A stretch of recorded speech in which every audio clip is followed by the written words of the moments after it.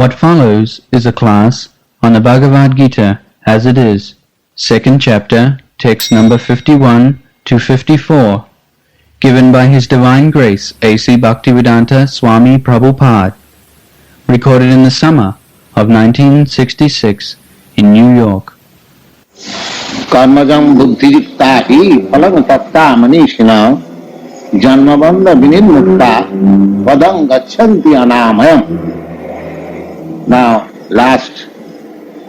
in our last meeting, we were discussing this verse, that karmajam, every action, every activities that we are engaged in, it has got a reaction. Any activity, it has got reaction, and that reaction is another bondage for me. Now I am engaged in one action and I am producing another reaction. Now at the present moment I am bounded by one kind of activity and I am producing another kind of activities. Just like in the cinematographic spool, there are hundreds and thousands of pictures. One picture past, another picture present, and another picture is ahead. And the whole picture, when put into the machine, it represents some activity.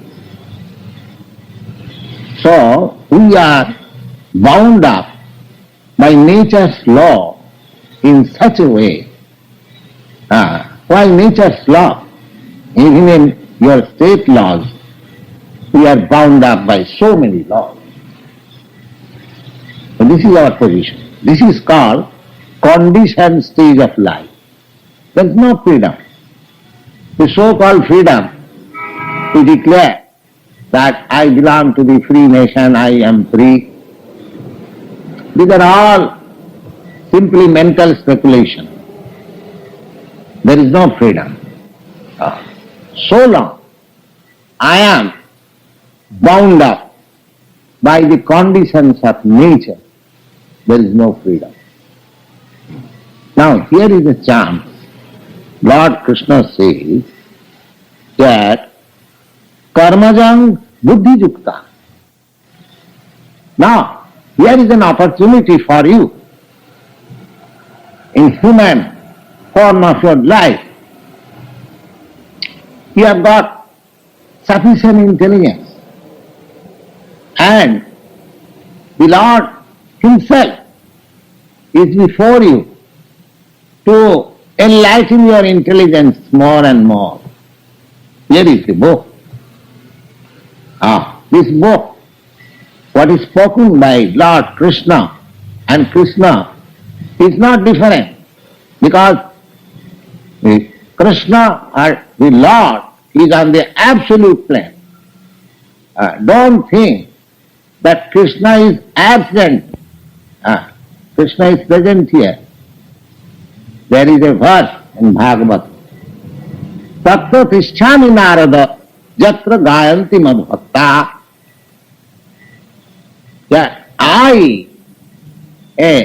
My dear Narad is a great devotee. Perhaps you who are accustomed with Vedic literatures, you have heard the name of Narad. So Narad is a great devotee, and the Lord assures him that don't think that I am living in the kingdom of God, or I am living in the heart of a great mystic, or somewhere else people may think. But I am living in that place where my sincere devotees assemble and discuss about myself. So, here we should always understand that if we sincerely and seriously take up the message of the Bhagavad Gita as it is, without any, I mean to say, adulteration. Sometimes it is adulterated because Bhagavad Gita is a very authoritative book and it is popular all over the world. Sometimes people take advantage of this book and present their own theory in an adulterated way. Not to speak of others. I may tell you frankly that even in our country, the greatest, I mean the saintly politician, Mahatma Gandhi, he propounded a philosophy of non-violence. Perhaps you know, every one of you, that he propounded non-violence. And he wanted to prove non-violence from Bhagavad Gita. He has got an annotation of Bhagavad Gita and he has tried to prove that Bhagavad Gita, there is a proof, non-violence. But actually, Bhagavad Gita is being spoken in the battlefield where everyone is prepared to start violence simply for a moment when Arjuna was disturbed in his mind that how can I fight with my relatives and friends and sons and grandsons and so many things, bodily relations, and the Bhagavad Gita was spoken.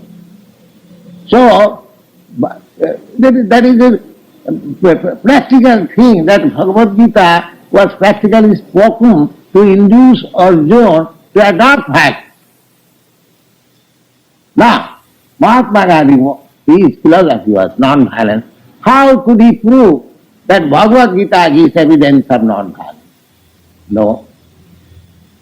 Therefore, anyone, Mahatma Gandhi or anyone, who has got his own ulterior motive to prove it from the topics of Bhagavad Gita, he must adulterate it. But that is not the process of reading Bhagavad Gita. Bhagavad Gita, how to read Bhagavad Gita, that is stated in the Bhagavad Gita. When we come to the 4th chapter, we know. So anyway, apart from the process of, but rest assured, we are speaking here of the Bhagavad Gita as it is. We are not going to add in it something for fulfilling our own philosophy, our own points of view. Now here Lord Krishna says that if you want to this entanglement of, what is that entanglement? Now,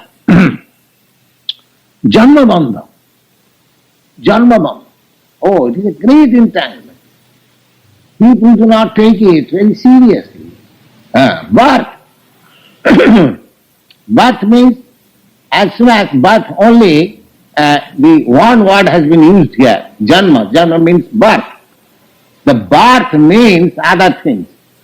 Birth means death. Birth means old age. Birth means disease. Whenever there is birth, the other things are corollary. They will follow. Your birth means a son is born. Oh, I'm very glad I have got a son. But if you study it philosophically, no, birth is not, he is not born, death is born. Because the growing of the child means he is dying. It is dying. The dying process. The very day, the very moment the child is born, the dying process begins. So we do not know that it is not birth, it is death. This is called Maya. This is called illusion. That death is born and we are jolly that there is birth of the child. This is called Maya.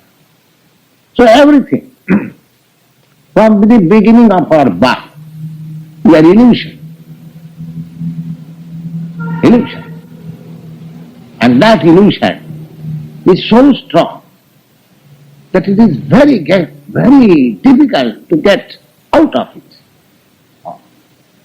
The whole thing is illusion.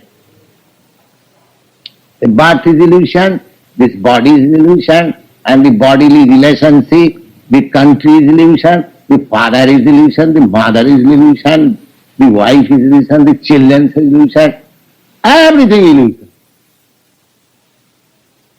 Everything illusion. And we are compact in that illusion. We are thinking that we are very much learned and very much advanced and so many things we are imagining. But as soon as death comes, the actual fact, the beginning of death, then we forget everything. We can forget our country, we forget our relatives, we forget our wife, children, father, mother, everything gone. You see? If it is a fact that I am soul, eternal, then it is a fact also that in my previous life I had my country, I had my children, I had my home, I had my father, I had my everything. But can you remember any of these things, what you were in your previous life? Either human born life or either animal life, you cannot. Death means forgetful. We have forgotten everything.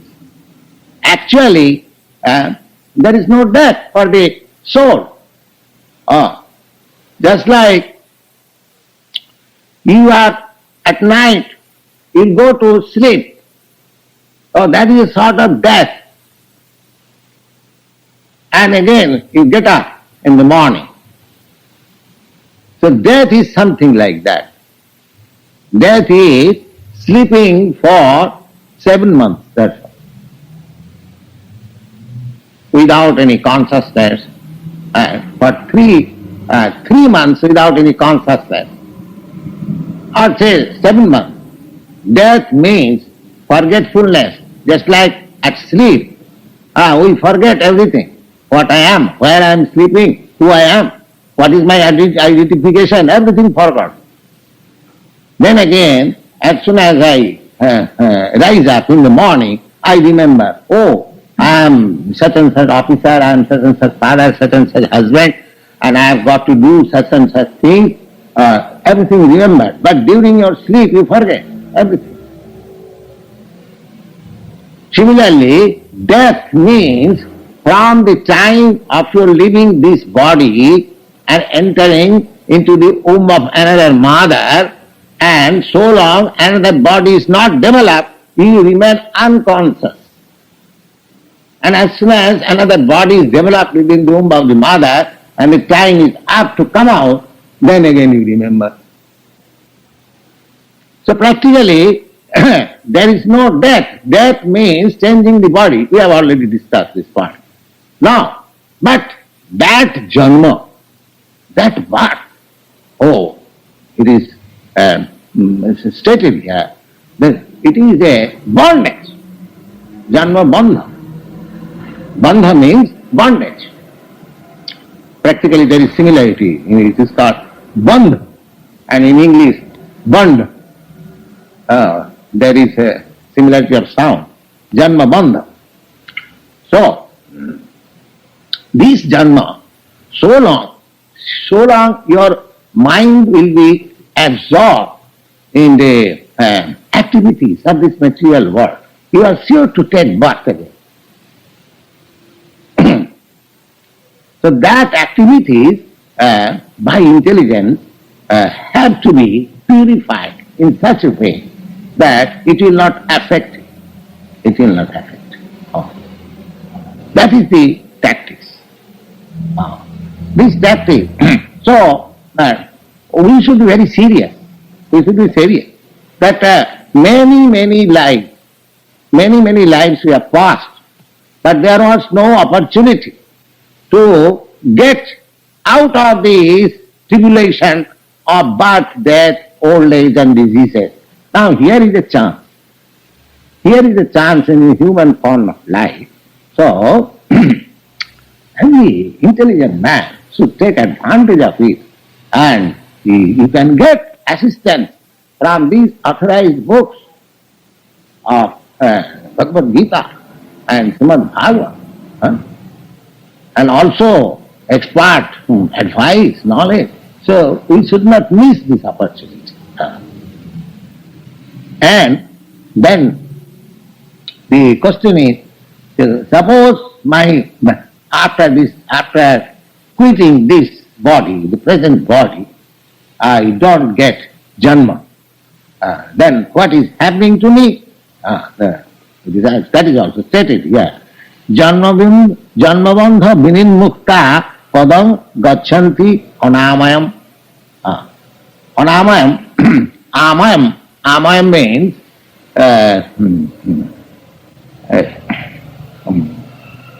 contamination.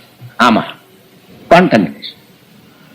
So, this contaminated life, as soon as we give up this contaminated life, then our promotion is in the uncontaminated atmosphere, anamayam. Anamayam. Anamayam means Vaikuntha. Vaikuntha means where there is no anxiety. I think about this anxiety we explained to you in our last meeting. So we are getting promotion. We are getting promotion to a life where there is no birth, no death, and no disease, no old age, and that means we come to our normal life. Normally we want. Nobody wants disease. Nobody wants death. Nobody wants old age. Nobody wants to suffer the miseries of birth. Oh, there are great miseries when you are in the womb of the mother, all tightly packed up and in a bag, suffocated bag. We do not know how did he live. And if we put again into that position, it will be very difficult. You cannot live for 3 seconds. But by the arrangement of nature or God, we live within the womb of our mother for 10 months in that position. But we have forgotten. But just imagine in how much trouble I was. That is, these things have to be thought. That is intelligent thought. Now, here is a chance that you can get rid of all these miseries. The miseries of birth, the miseries of death, the miseries of old age, miseries of disease. Now we are speaking the synopsis. The Bhagavad Gita, this second chapter is the synopsis, what will be elaborately explained, not very elaborately, but still more clearly it will be explained in later chapters. Now, Bhagavad Gita is the preliminary study of the Srimad Bhagavatam, just like introductory study. Now, how we can practically get into such activities which will not bound me,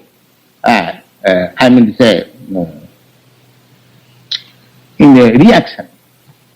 That is explained in the Srimad Bhagavatam that Sabai Punsa Paro Dharma Jato Bhakti Radho Khaji Ahum Tukiya Pratihata Jayatma Suprasidati.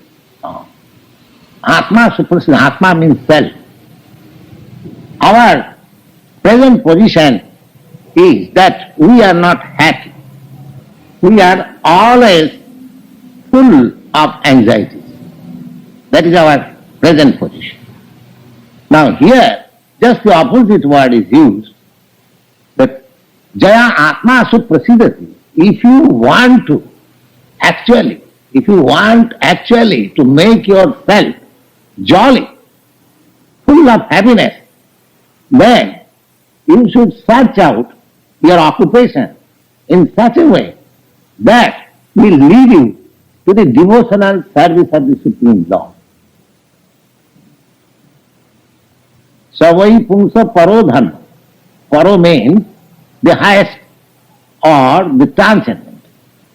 We are engaged in some sort of activity. Nobody is free from activities. Even an ant, it is also engaged in activities. And the elephant, ant is the most, according to our vision, the ant is very small and the elephant is very big. But everyone, beginning from the ant up to the elephant, so far our experience is concerned, there are other big animals also. We have not seen, but we can see from the description of the scriptures that there are fishes in the ocean which is called Tiningal. So Tiningal, and perhaps you know that fish which is called in Sanskrit Tini Matsya or whale fish, very big. It is sometimes 100 feet long. So there are other fishes which is a Tiningal. That fish swallows up this fish, this 100 feet long. Now just imagine what must be the length of that fish's body. You see. So in God's creation there are so many wonderful things, we have not seen all, but everyone is engaged in some sort of occupation for livelihood. Nobody is silent. Nobody is silent. According to his nature, modes of nature and position, everyone is busy. Now, the Bhagavad says that Savai Pumsa Paro Dharma, everyone is busy. But when one is busy in such a way that leads to devotional service of the Lord, that busyness, that occupation is the supermost. That occupation is the supermost. Savai Pumsa Paro Dharma. Para means supermost. And that sort of occupation should be without any cause. Everything is done. Everything is done. So far our duties are concerned. There is a cause. I do this because I want this. So there is a cause and effect. But this sort of business, this sort of occupation, which leads you to the devotional service of the Lord, it has no cause. It has no cause. Why it has no cause? Just like a lover, or say lover, beloved, set aside, just like mother. A mother loves her child. There is no cause. She does not know why I am loving. Automatically, she loves. Similarly, we have got our relationship with the Supreme Consciousness. We are consciousness. That is accepted. Now, there is Supreme Consciousness also. Just let us have some estimation. What is the Supreme Consciousness? Now, Supreme Consciousness is described in the Bhagavad Gita, Jena Sarvamidam Tatam. The consciousness is distributed throughout your whole body. That we can make an experiment. But this consciousness is not to spread over all the cosmic manifestations. That is also a fact. My consciousness is spread over my body. Your consciousness is spread over your body. I do not know what you are thinking now, and you do not know what I am thinking. Therefore, my consciousness is individual, your consciousness is individual. But there is the super soul who knows what you are thinking and what I am thinking, what he is thinking, everyone thinking. That is super consciousness. So, super consciousness and individual consciousness. So, our relationship, the super consciousness and the individual consciousness is eternal. Eternal. They cannot be, separated.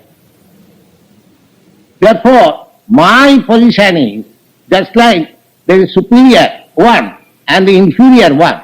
Inferior one is subordinate to the superior one, and inferior one is to act according to the superior one. Just like it is taught here that Krishna is the super consciousness. He is trying to convince Arjuna that you act according to my direction. Because you are individual consciousness subordinate to me, and I am super consciousness. And in the last phase of Bhagavad Gita, you will see that he summarized, Lord Krishna summarized, the Sarva Dharman Parityajya Mamekam Saranam. You just surrender unto me. This is the sum and substance of everything. So, therefore, the conclusion is that the individual consciousness should surrender to the supreme consciousness and act accordingly. That is the position of standing on the conscious plane. That is the position of conscious plane. And Srimad Bhagavad also says that Sabai Purusha Paro Dharma, the activities, the occupation, the business, that which leads us to that consciousness,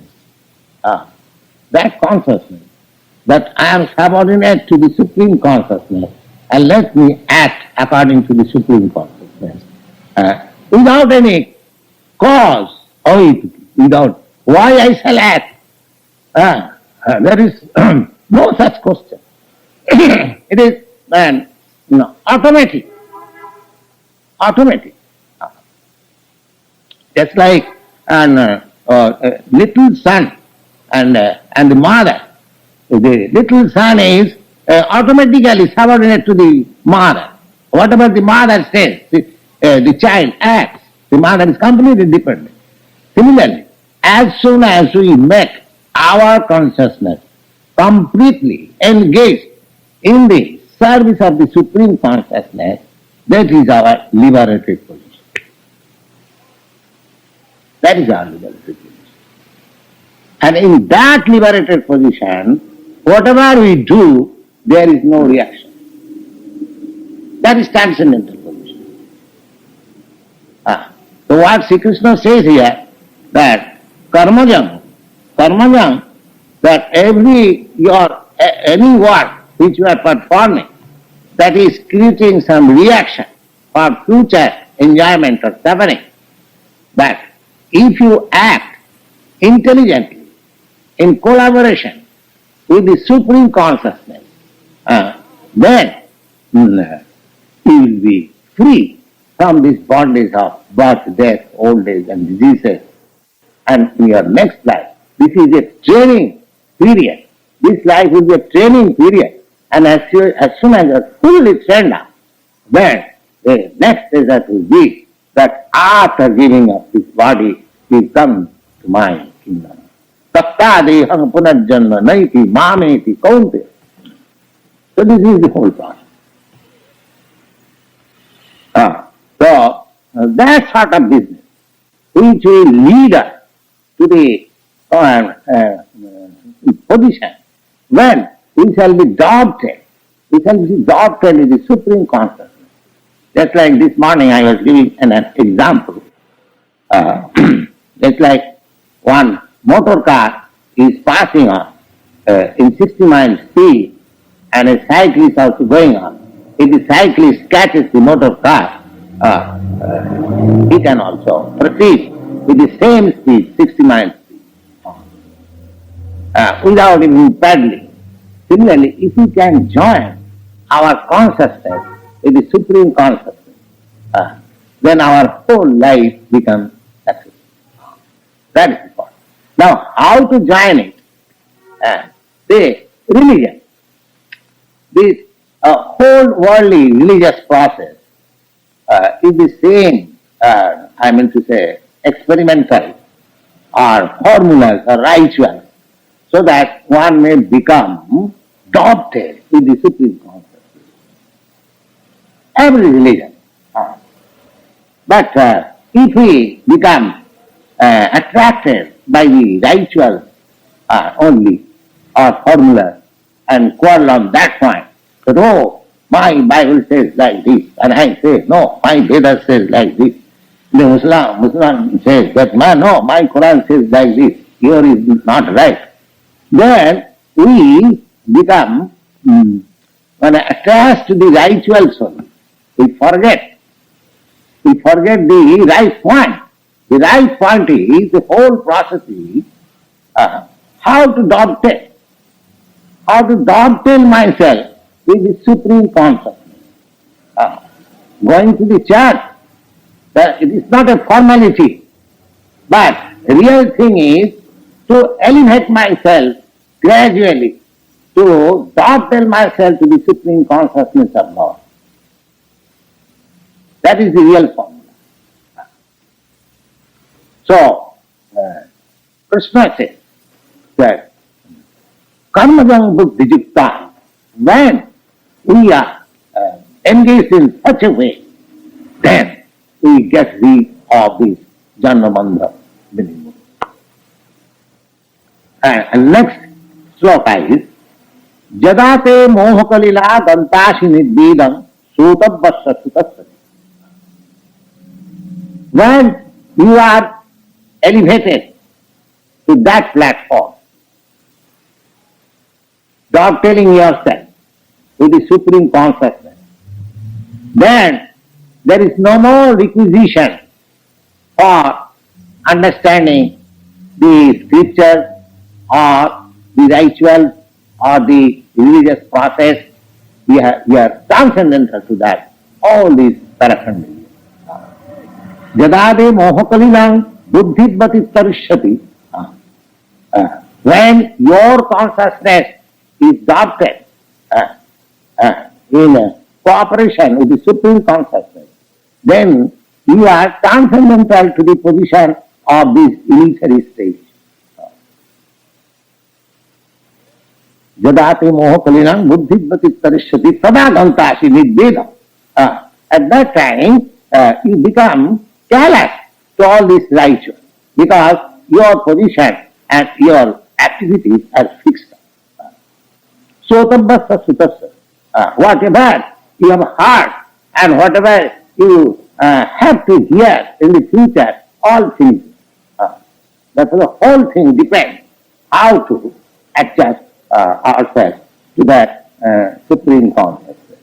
And if we cannot, the next verse in the Srimad Bhagavad says, the Annasamisthita Pumsa Vishakshena Kathasuja no Padayavati Jadi Samayevahi Kevalam. Samayevahi Kevalam is by performing all religious rituals very nicely and very perfectly.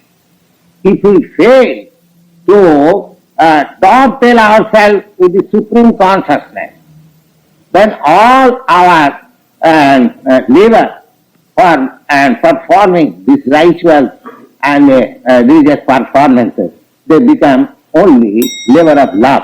It has not produced anything substantial.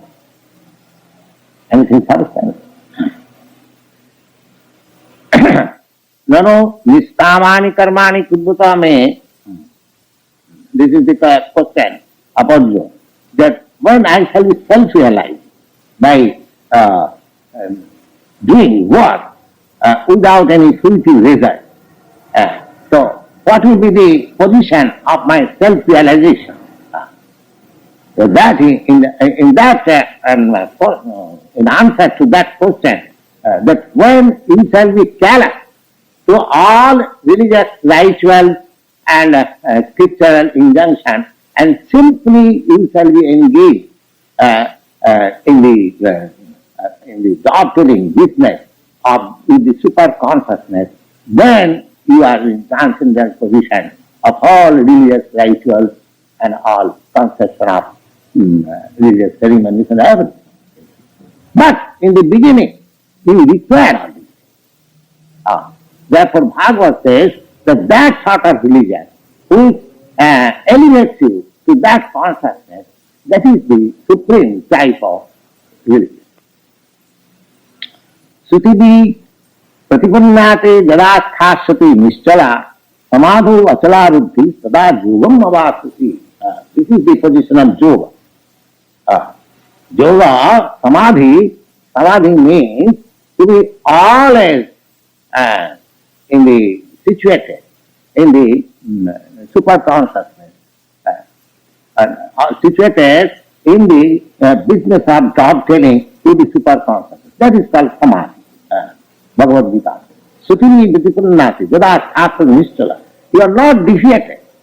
Even by hearing so many other things, if you are not defeated, then that position is called samadhi, and that position is the highest position of your life. Now, Krishna is being questioned by Arjuna that what are the symptoms of such person who is already in that position of dovetailing the individual consciousness with the super consciousness. What are the symptoms? Arjuna Vasa, Sita Pragasya Ka Bhasha, Samadhi Hasya Kesava, Sitadhi Kim Prabhasita, Kivasita Bhajita Kim. Now, Arjuna says, my dear Krishna, will you kindly explain what are the language, how a person who is already in transcendental position, how does he speak, how does he act, and how does he live, how does he move, all these things, because in our present life we have to act. Activities not stop, simply the activities have to be adopted in a certain way that we can join ourselves with the super consciousness. Now, when such thing is performed, when actually one is adopted with the super consciousness, what are the symptoms of his life?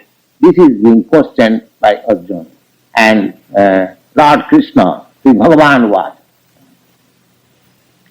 You will find always in Bhagavad Gita that although Krishna is speaking and the word Bhagavan is used, because Krishna is that very word means the supreme personality of Godhead.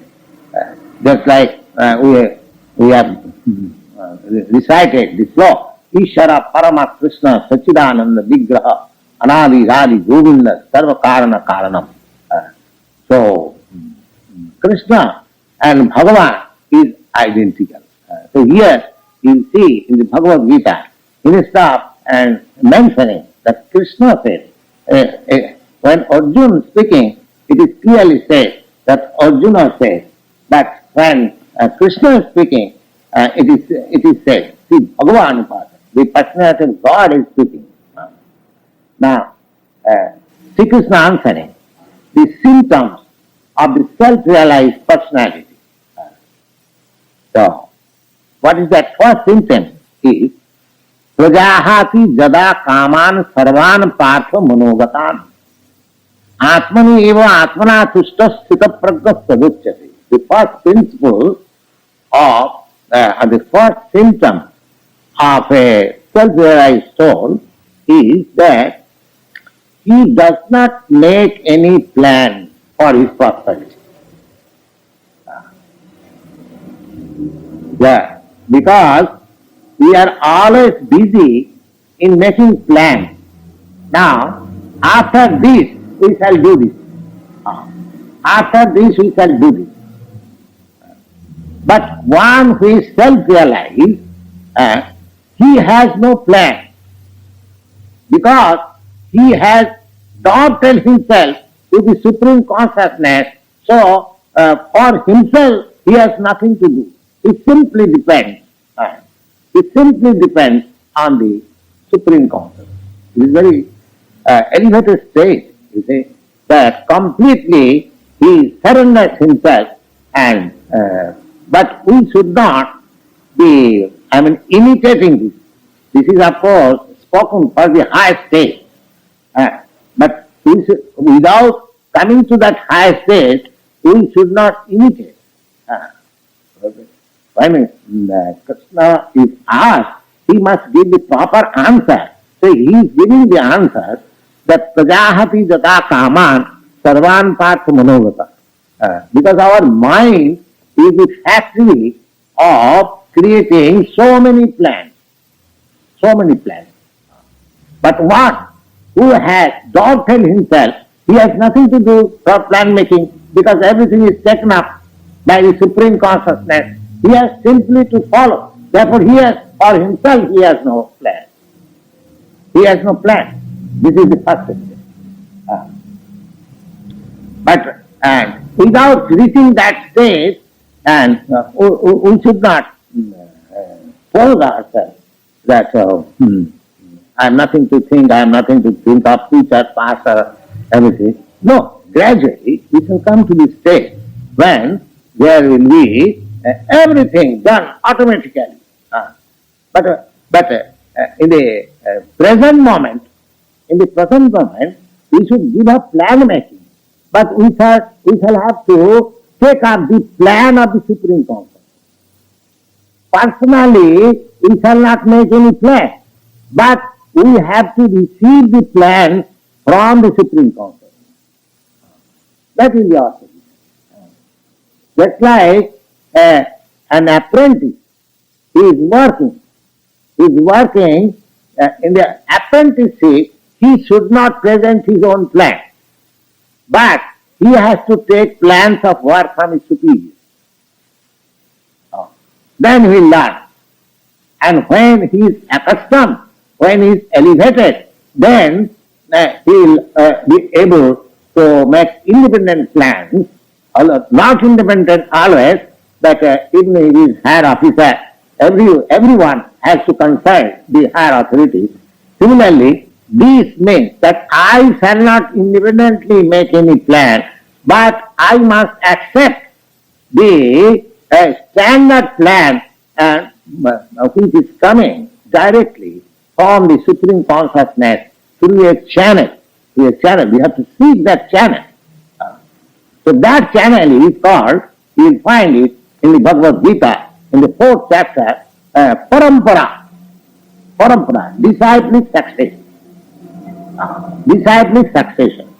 The words, the plans, and the instruction which is coming directly from Krishna, that thing we have to accept. We shall not make any our own plan. That is the way of making progress. Now, this disciplic succession, as we have accepted, this disciplic succession comes from Krishna. Just like Krishna is instructing Arjuna.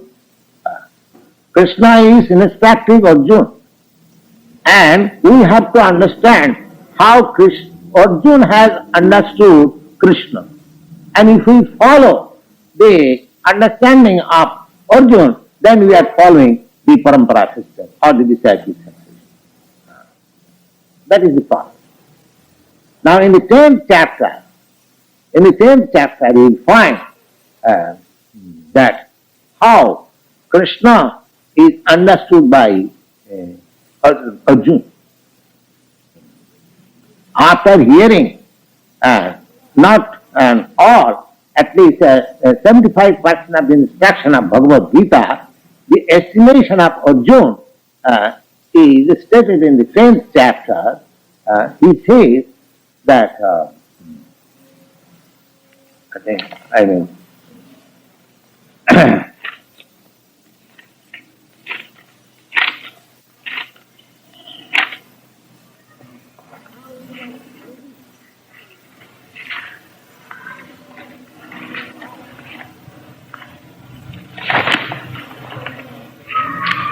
yes.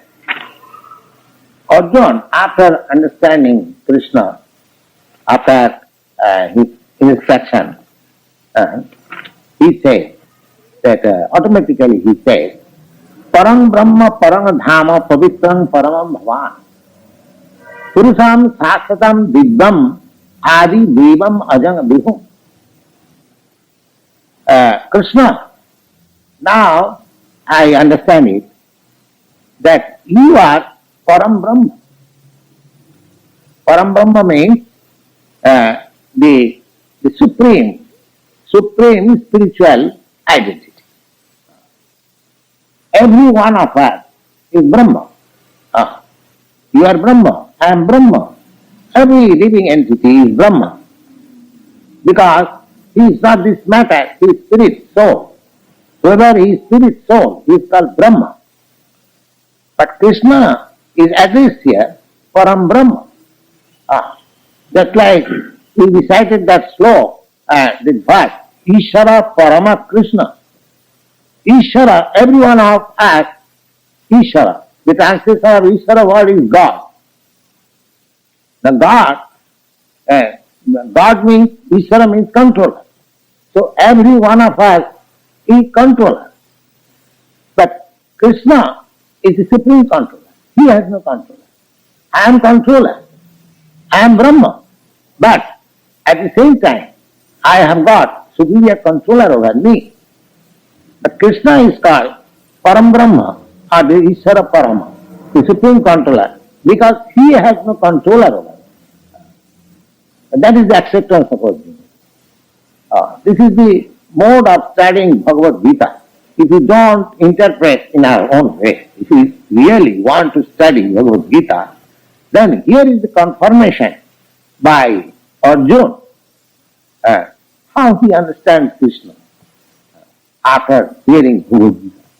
Not only that, he also in the 11th chapter he will find that Arjuna will request Krishna to show him his gigantic universal form. Because Arjuna as he accepted Krishna that he is God undoubtedly. But in future, people may think that Krishna and Arjuna were two friends. So, out of friendly appreciation, Arjuna might have accepted Krishna as the supreme personality of Godhead. But what is the evidence to us? Now here, when Arjuna requested that Krishna, you kindly show me the gigantic form, the gigantic universal form, he showed it. That is also described. So the idea is that imitation God, there may be so many. Nowadays it has become a fashion, not in your country, at least in India. It has become a fashion that everyone is coming out and he declares himself, I am God. I am God. As if the God has become a very cheap thing and it can be had in the market wherever you go. That is not the thing. God is not so cheap thing. God is not so cheap thing. The description of God is in the Brahma Samhita is given. Jastaitanisasita kalamathavalamba jivanti loma vilaja jagadannanatha Vishnu mahanusaya jasta kalavisisho govindamadi purusam tamaham bhajami. The God, this material creation, We have got this information from authoritative scripture. This material creation, how it is being done? It is being done that the Supreme Lord, in his form of Mahavishnu, is lying on the causal ocean and in his sleeping mode, and with the breathing of his nostrils, so many universes are being born as seeds. And when he is taking the breathing, inhaling, the whole thing is going into it. So such is the position of God. That by his breathing, all the universes are coming, and by his breathing, so the existence of this universe means it is in his breathing period. It is the breathing period of the Mahavishnu. So that Mahavishnu is described, Jasaikani Sasita Kalamathavalamma Jivanti Loma Vilaja Jagadandanatha Vishnu Mahan Sayajasa Kalavisasa. That Mahavishnu is also plenary portion of Krishna, Govinda. That Mahavishnu is also not the original. The original personality of God is Krishna. So, this is a great science. What Krishna is, Krishna science. It is simply a synopsis. Bhagavad Gita is only a synopsis of the science of God. And it is not explicitly given in the Srimad Bhagavad, but after all, it is a great science. And if we study it very seriously, then we can understand. We should not take so cheaply that here is a God, here is a God, here is a God. No, God is not so cheap. God is one, and He is great. God is great, as in English language we say. And nobody can be greater than Him or equal to Him. That is the position. Now here, Arjuna, he has said, Krishna, and he says that you are Parabrahma. Parabrahma, Param Dhama. Dhama means in which everything rests. We are resting. Everything is resting. Just like this is scientific and practically known. That is innumerable planets that you can see at night as luminary stars in the sky. Each and every one of them, more or less, they are all different kinds of planets. But do you know how they are floating in the space? They are floating on the sunshine, on the sun rays. That's what that you can see. Similarly, the sunshine is the imitation of the Brahma Jyoti that is coming out of the body of the Supreme Lord. So everything is resting on the sign of the Supreme Lord. That's what is called Param Dhama. Param Dhama means everything resting on you. Param Brahma, Param Dhama, Pavitram. Pavitra means uncontaminated. Because we, although we are Brahma, now we are contaminated by this material body. But the Lord has no contaminated body of this material existence. We had already noted Ishvara Parama Krishna Sachidananda Vigraha. Sachidananda Vigraha means his body is full of bliss, full of knowledge, and it is eternal. That is completely distinct from this body. So when there is description of the Lord that he is formless means he is not of this form. He has got a Sachidananda Vigraha, a different element.